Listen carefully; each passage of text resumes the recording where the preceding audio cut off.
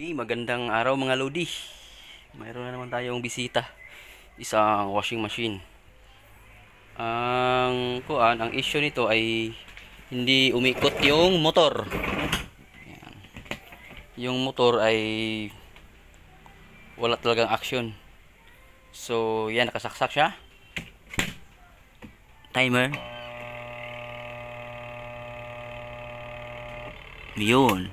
Kung napansin natin, umuugong yung motor. Umuugong.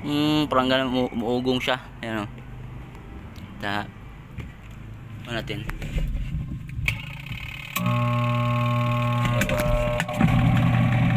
Yun. Ayan. Pero itulak natin. Ayan. Pag itulak natin, umikot siya. Yun.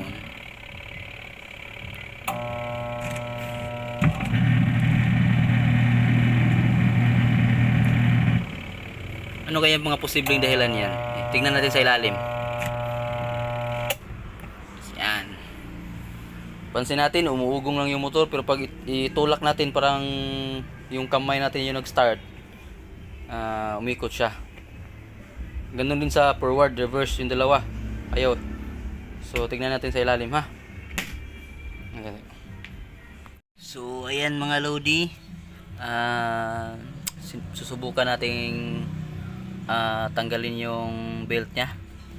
Hindi natin i-connect doon sa kwan. Tingnan natin kung anong reaction nya. Yun. Umugong pa rin. Yun. So, umugong pa rin siya. Parang wala siyang start, no? Walang start. Kasi pag maka-start na siya, kung alalayan natin ang ikot sa kamay, umikot naman siya eh. So, okay yung motor niya. Dalawa lang posibleng dahilan ito. Kung hindi sa kung hindi sa kapasitor, posibleng may problema doon sa niya, mismong parang busing. Pero yung busing parang malayo yun.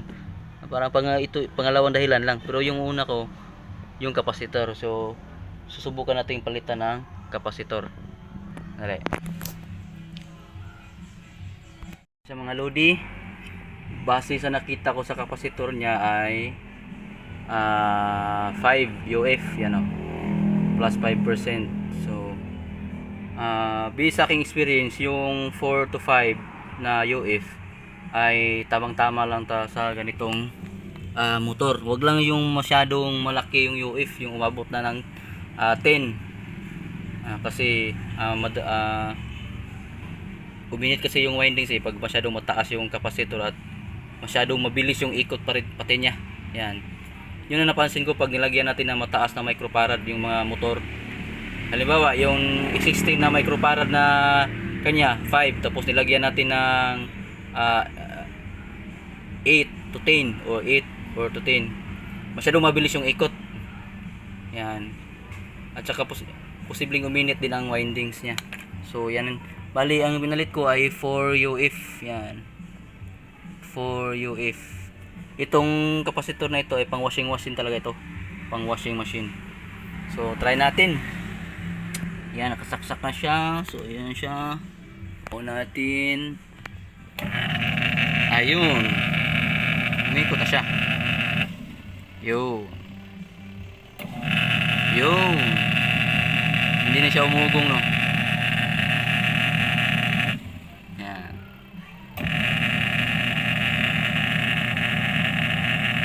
So, yun lang. Kapag na-experience nyo sa washing machine nyo, sa tingin ko kaya nyo gawin eh. Yan.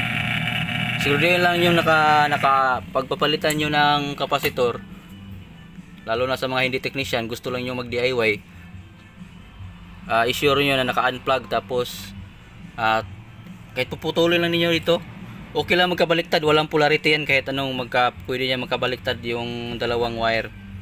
Yan. Tapos dalhin nyo para mayroon kayong sample. Yan o, 5 UF. Ito yung niya, 5 UF. Halimbawa, walang mabibili na 5 UF, okay lang na 4 UF. Yan, okay lang. So problem solve. Sana may natutunan kayo sa video na to. Bago ko magpaalam, huwag kalimutang mag-subscribe. Bye bye.